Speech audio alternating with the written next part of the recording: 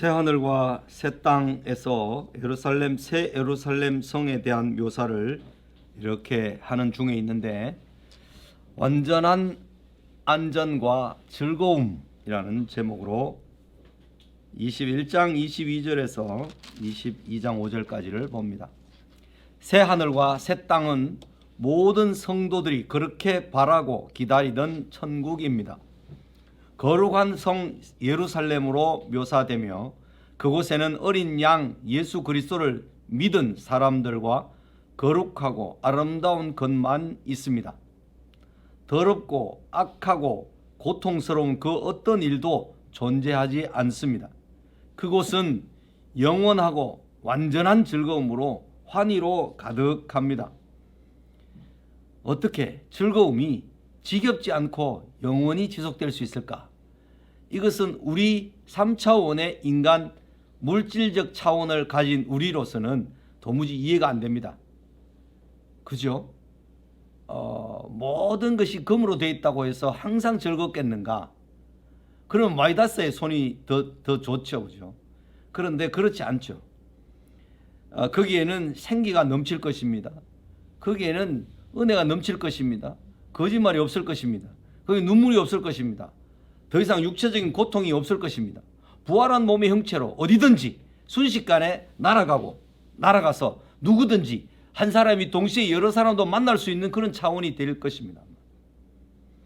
그래서 하나님과 모든 사람들이 동시대에 하나님을 만나고 접속하듯이 하나님이 누구든지 개인적으로 만나주시되 여러 사람과 동시에 다 만나주시는 그런 모습으로 우리가 직접 생생하게 하나님과 대화를 할 것입니다.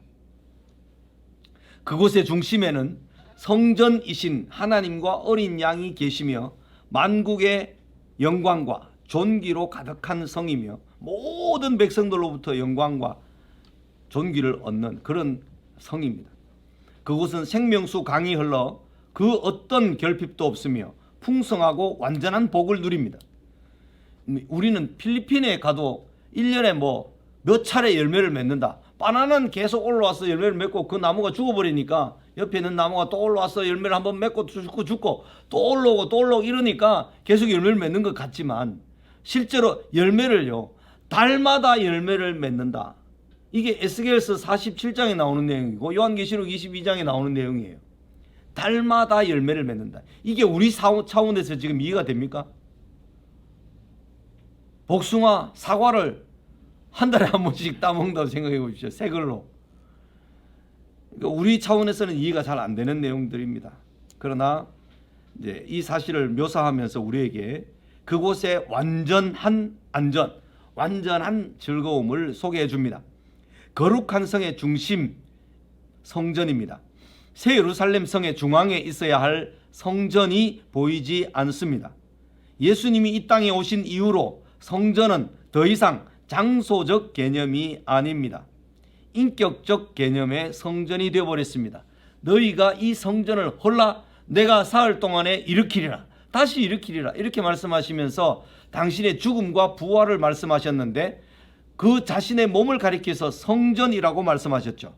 그리고 난 다음에 예수 그리스도의 영이 거하는 모든 성도들을 향하여서 고린도전서 3장 16절 6장 19절 같은 데서 너희는 하나님의 영이 거하는 거룩한 성전, 거룩한 전인 줄 알지 못하느냐, 이렇게 말씀을 하셨기 때문에 더 이상 성전은 장소적, 물리적 어떤 형태의 그림으로 나타난 그런 성전이 아니라 하나님과 어린 양이 성전이시다, 그렇게 이제 우리에게 알려줍니다. 만국의 영광과 존귀로 가득한 성, 그죠? 그 성은 하나님과 어린 양이 성전이다 그랬습니다. 창세기에 비춰진 어떤 다른 빛도 필요 없습니다. 그 빛이 어두움과 같이 어둠이 어두워졌다가 다시 빛이 있다가 이런 게 아니고 어둠이 없습니다. 하나님의 영광과 어린 양이 빛이시기 때문입니다. 다시는 낮에 해가 네 빛이 되지 아니하며 달도 네게 빛을 비추지 않을 것이요 오직 여호와가 네게 영원한 빛이 되며 네 하나님이 내 영광이 되리니 그랬습니다. 이사야 60장에 예언된 이 이사야의 예언은 예수님이 재림하시고 난 다음에 하늘나라에 들어갈 영원한 나라를 내다보면서까지 예언한 내용입니다. 하나님과 및 어린 양의 보좌는 모든 생수의 근원입니다. 22장 1절에서 예스겔이 본 환상에는 성전 문지방 밑에서 생수가 흘러나옵니다. 예스겔 47장 1절입니다. 그가 나를 데리고 성전 문에 이르시니 성전의 앞면이 동쪽을 향하였는데 그 입구가 동쪽을 향해 있습니다. 그 문지방 밑에서 물이 나와 동쪽으로 흐르다가 성전 오른쪽 제단 남쪽으로 흘러내리더라. 동쪽에서 이렇게 물이 나와서 남쪽으로 흘러내려가는 거죠. 그것과 계시록은 완전히 연결되어 있습니다. 하나님과 어린 양의 보좌가 성 한가운데 있습니다. 22장 3절에서 만국의 영광과 존귀로 가득한 성입니다. 그곳에는 이 성의 크기나 규모도 이렇게 묘사가 됐지만 이게 어떤 형태로 성곽이 있고 어떤 형태로 그 높이와 이 넓이와 깊이가 이렇게 되어 있을까 하는 것은 정확하게 우리가 지금 다 이해할 수가 없습니다. 그렇죠?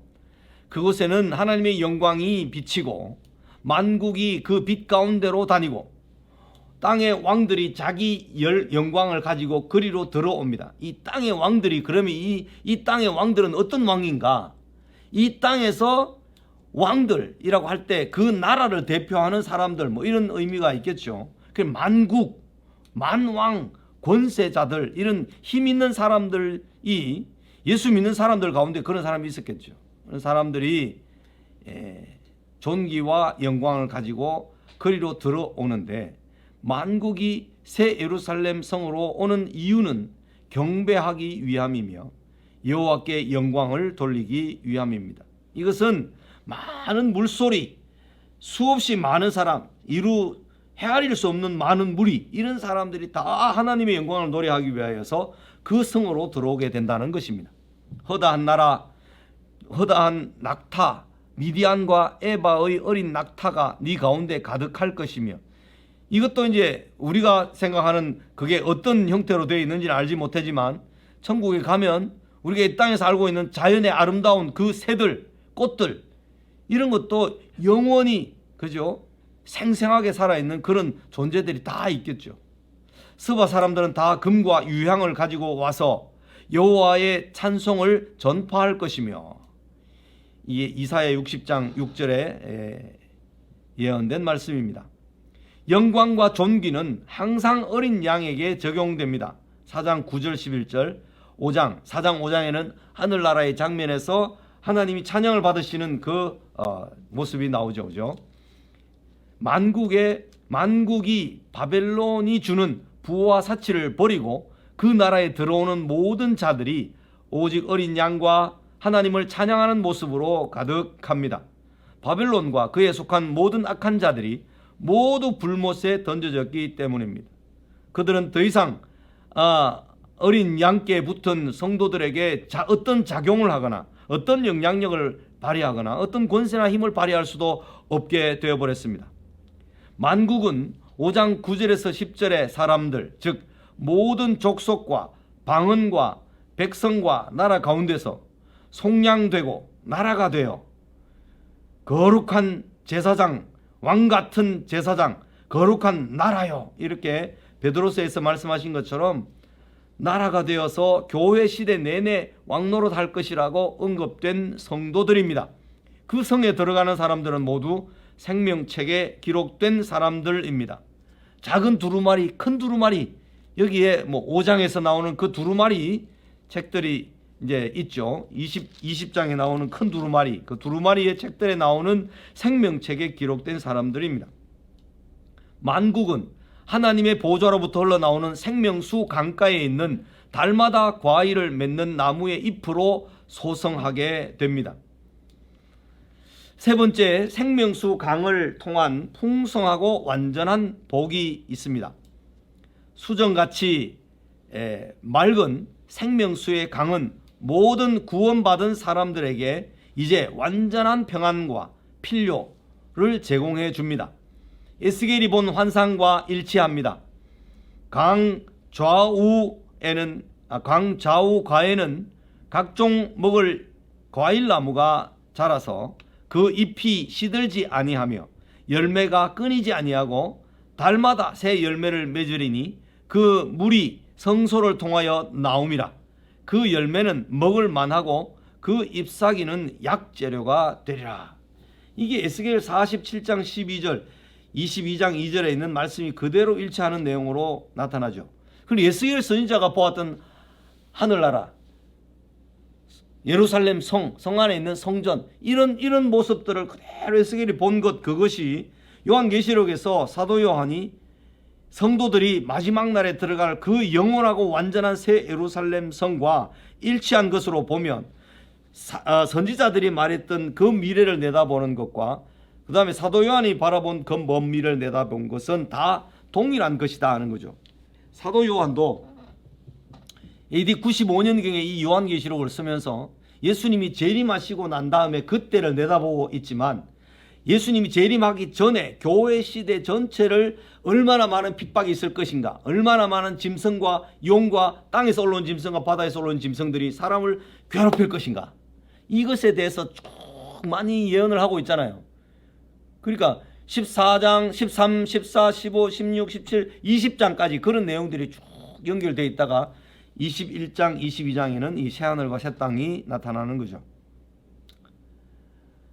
세 번째, 그 다음에요.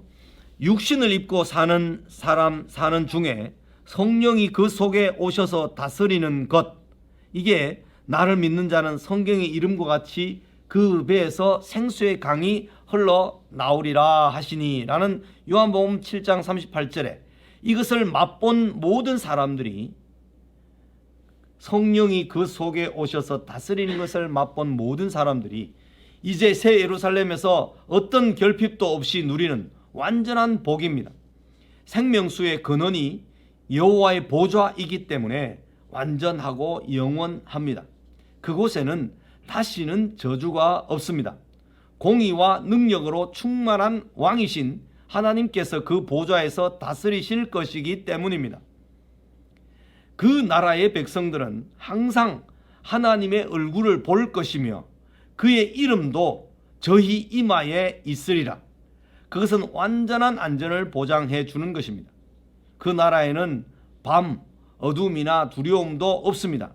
그 나라에는 하나님께서 비추심으로 어떤 빛도 필요치 않습니다.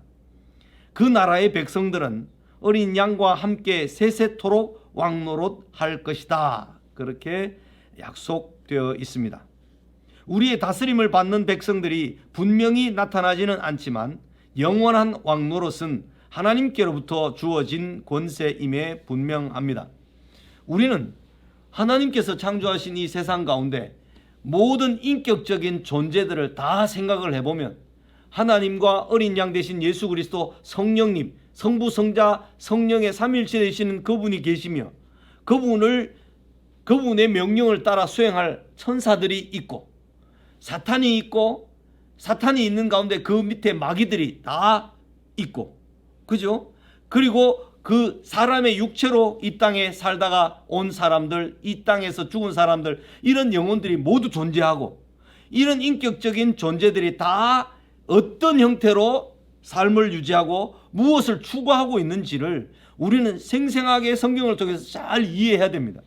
요한계시록에는 사탄의 실체와 사탄의 그 수하에 있는 많은 마귀들의 실체와 하나님과 천사들의 그 힘과 예수 그리스도의 그 능력과 권세, 그리고 이 세상에 살고 있는 육신을 입고 있는 사람들에게 어떤 형태로 서로 작용하고 말씀하고 격려하고 책망하고 경고하는지를 우리가 잘 이해를 해야 됩니다. 저는 이제 사역자로 살고 목사로 살기 때문에 하나님께서 제가 악한 마음을 가졌든지 악한 행위를 한다든지 악하고 뭐 잘못된 행위를 하면 매우 민감하게 그것을 지적하시는 것을 참 많이 느낍니다. 아, 그것이 내가 하나님 앞에서 행하는 행동에서 내가 어긋난 것이었구나, 이런 것을 매우 민감하게 하나님께서 깨닫게 해주시는 것을 느낍니다. 그것은 하나님께서 내가 사역자로 있기 때문에 더 엄격하게 나를 보살피고 계시고 나를 붙들고 계시고 나를 감독하고 계시고 나를 인도하셔서 넘어지지 않게 보호하시는 것을 직접 느낄 만큼 그렇게 생생하게 영적인 존재들이, 그러니까 천사들과 또는 하나님의 성령이 나를 타치하고 나를 간섭하시고 나의 작은 부분, 나의 은밀한 부분까지도 주님께서 깨닫게 하시고 밝히 보게 하시는 그런 것을 더 민감하게 많이 느끼는 그런 삶을 살고 있습니다. 그래서 이걸 느끼고 있다는 것이 내가 주님 앞에서 주님과 교제하며 사는 것이구나, 주님께서 나를 간섭하시고 내게 은혜를 베푸시는 일이로구나, 내가 즉각 주님의 간섭하심과 주님께서 말씀하시는 것 같은 그런 느낌을 받고 그 말씀에 복종해야지, 돌이켜야지, 이런 생각을 하면서 순식간에 그리고 순간순간 돌이켜서 늘 주님을 바라보고 주님 제가 잘못했습니다, 이 말도 많이 하고, 주님 감사합니다, 이 말도 많이 할 수 있고, 이런 삶이 우리의 삶에 나는 전임 사역자이기 때문에 그렇고, 이제 여러분들은 전임 사역자가 아니고 그냥 일반 생활하는 사람들이기 때문에 그렇지 않다. 전혀 그렇지 않습니다. 우리는 다 같이, 여러분이나 저나 다 같이 뭡니까? 거룩한 왕 같은 제사장들이요, 그죠? 거룩한 나라가 되었고, 그죠? 하나님의 백성이 되었기 때문에, 성령이 우리 속에 와 계신 존재로 있기 때문에 사탄이 우리를 막 꼬드기는 그런 것도 유혹하거나 그건 괜찮아 이렇게 하는 것도 느껴야 되고, 천사가 우리를 마치 붙들고 있는 것 같은 느낌도 우리가 느껴야 되고, 하나님께서 나를 간섭하고 계시는구나, 내게 이 말씀을 들려주셨는데 이 말씀을 내가 즉각 순종해야 되겠구나, 즉각 돌이켜야 되겠구나, 이렇게 하면서 좀 민감하게 살 수 있는 삶의 그 코드가 잘 이렇게 주파수가 맞춰져야 돼요. 우리 요한계시록을 다 공부하고 나서도 사탄이 존재한다, 천사가 존재한다, 하나님께서 성령으로 지금 어떤 것을 예비하고 계시고 어떤 것을 내게 주문하시고 말씀하시는지에 대해서 아무런 느낌 없이 그냥 주일 되니까 당연히 교회 가야 되지, 돈을 이제 월급을 탔으니까 11조 해야 되지 하는 형식적인 삶이 아니라, 주님과 나 사이에 있는 끊임없이 주님께서 내게 경고하시고 내가 주님을 찬양하게 요구하시고 주님을 기뻐하도록 요구하시고, 지금 전도서 말씀을 읽는 가운데 여호와께서 기뻐하시는 자, 여호와를 기뻐하는 자 같은 사람이에요. 같은 여호와를 기뻐하는 사람이라면 여호와께서 기뻐하시는 사람이에요. 하나님을 즐거워하는 것이 너희의 능력이다. 하나님을 기뻐하는 것이 너희의 능력이다.